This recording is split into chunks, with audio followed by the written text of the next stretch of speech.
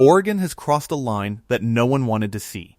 The total area consumed by wildfire this season has now surged past 700,000 acres, and the state has climbed to a grim position at the very top of the nation, with more active large fires burning within its borders than anywhere else in America. What began as a hard summer has become a historic emergency, and right now, Oregon stands as the single most fire-stricken state in the country. Let that sink in for a moment. Out of every state in the nation, including the vast fire-prone landscapes of the West, it is Oregon that is bearing the heaviest burden right now.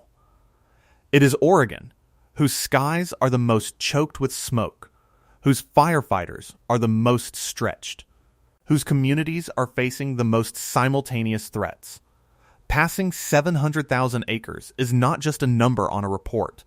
It is a marker of how far this crisis has grown, and being the state with the most fires in America is a distinction no one ever wants, a sign that the conditions here have aligned into something truly exceptional and truly dangerous. In this video, we are going to break down how Oregon reached this point, what it means to be the most fire-stricken state in the nation, the largest and most dangerous blazes driving the total ever higher, the communities under threat, the thousands forced from their homes, and the exhausted crews battling on every front.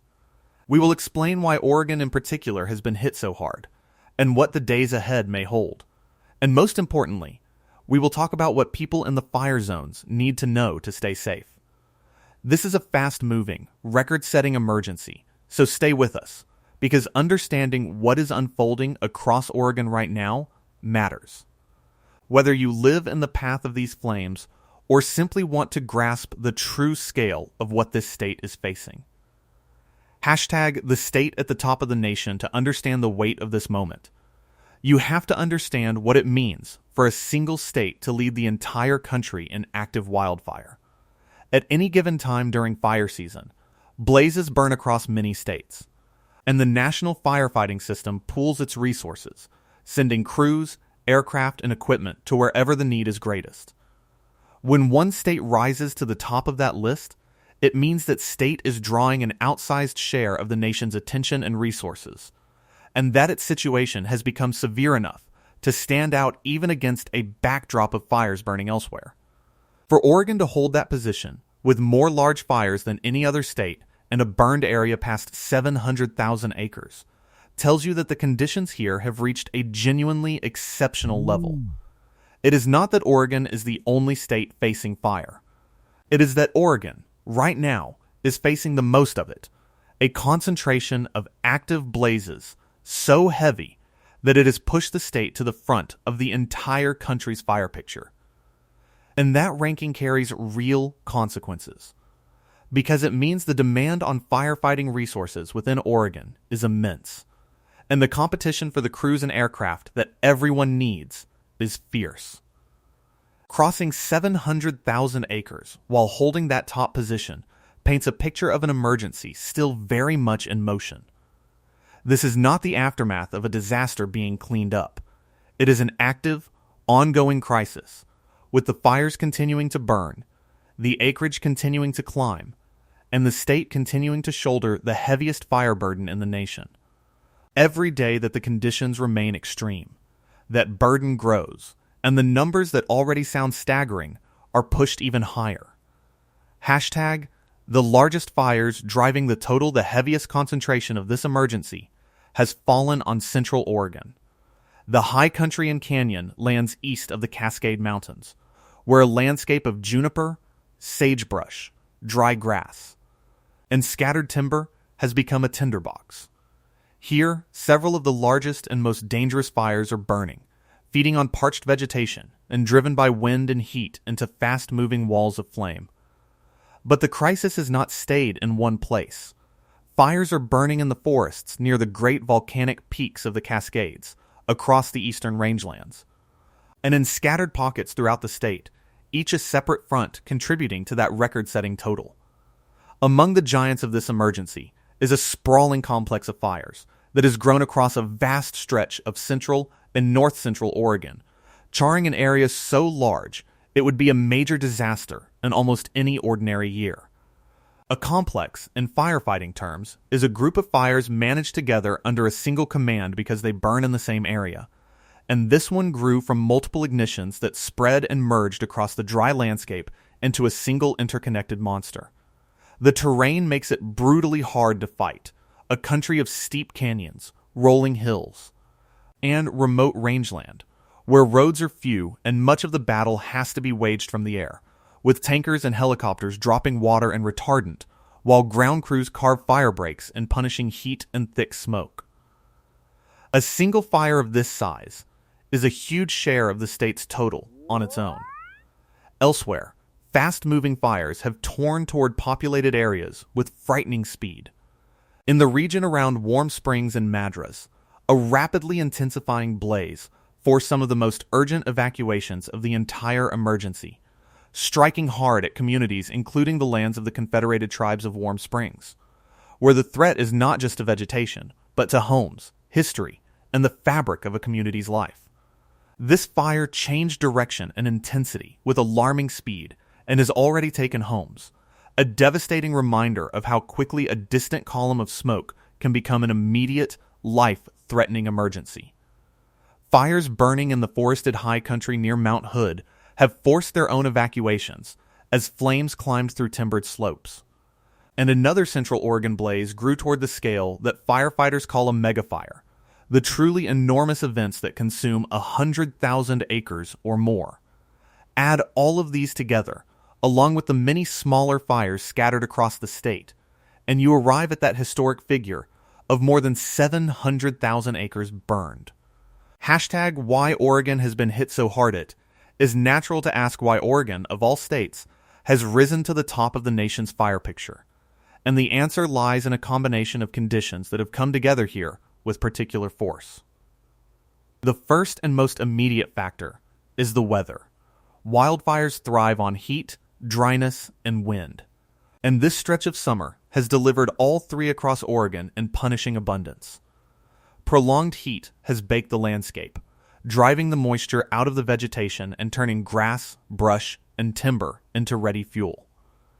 Low humidity leaves little moisture in the air to slow a fire down, and wind is the great accelerant, pushing flames across the land, carrying embers ahead to start new spot fires, and turning a manageable blaze into a raging front in a matter of hours. The second factor is the landscape itself.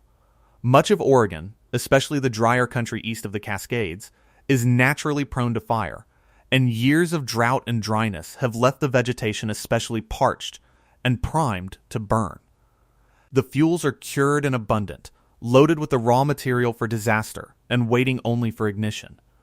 When that ignition arrives, often from the dry lightning storms that can hurl hundreds of strikes into the landscape while delivering little rain, the fires catch quickly and spread fast. A single afternoon of lightning can see dozens of new fires across a wide area, which is exactly how a state ends up with more active blazes than anywhere else in the country. Behind these immediate factors looms the larger, long-term trend scientists have documented across the West. The way a warming climate has been lengthening and intensifying fire seasons, drying out landscapes, and creating conditions favorable to larger and more frequent fires. Oregon's position at the top of the nation's fire list is a local emergency, but it is also a chapter in a much larger story unfolding across the entire region, one that has made these extreme, record-setting fire seasons increasingly familiar. This year, that story has landed on Oregon with exceptional force. Hashtag the people in the path behind every acre and every fire are people, and it is their stories that give this record-setting emergency its true weight.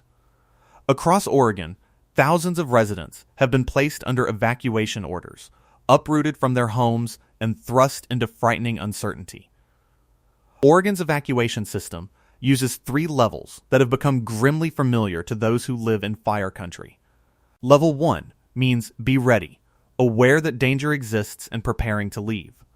Level 2 means be set, packed and prepared to go at a moment's notice.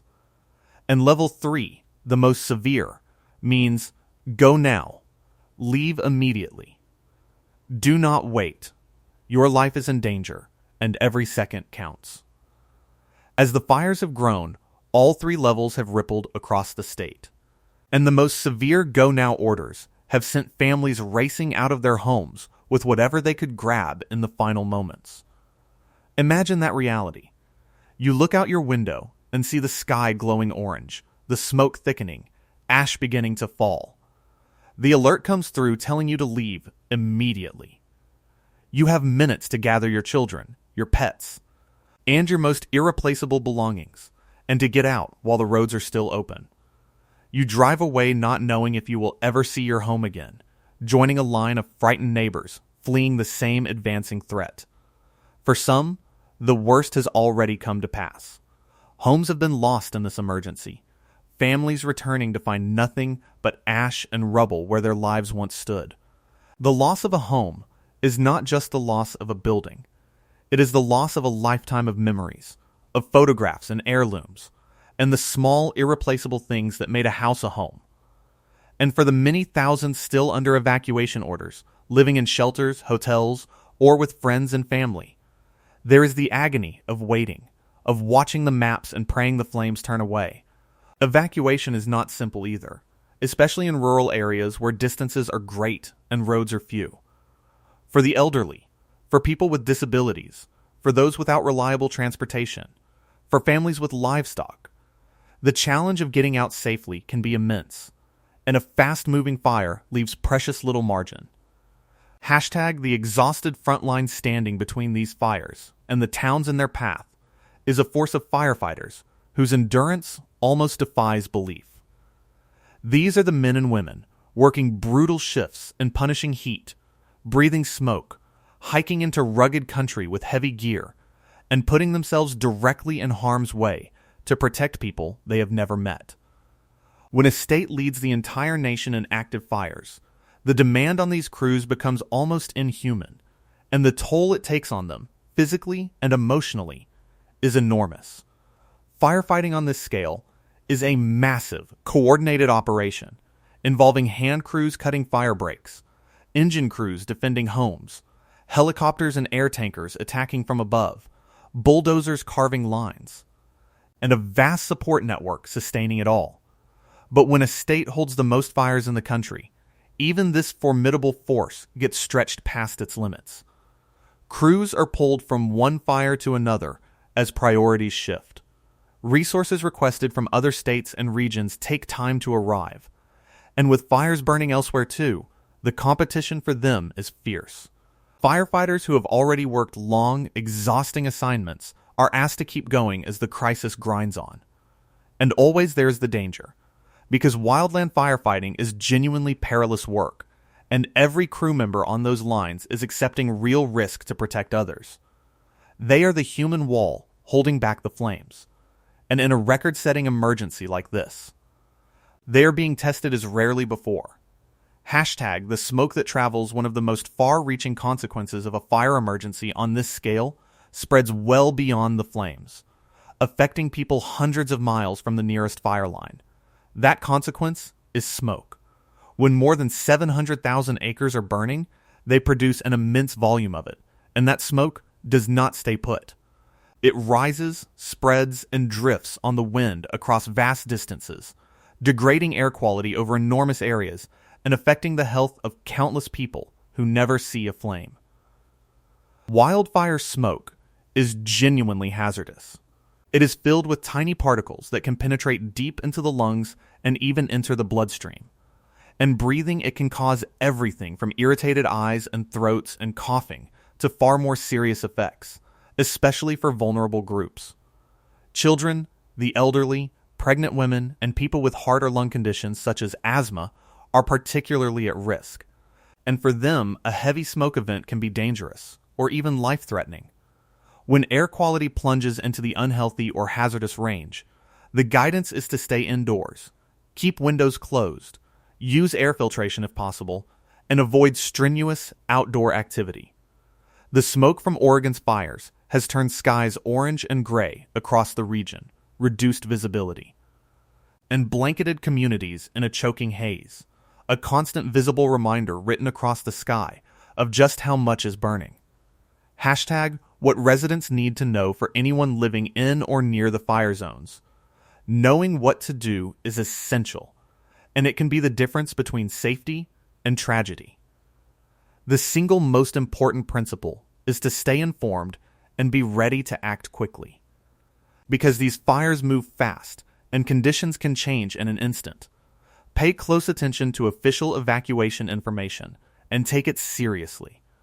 If you reach the be ready level, start preparing in earnest, gathering important documents, medications, and irreplaceable belongings, planning your route out, and arranging for pets and animals.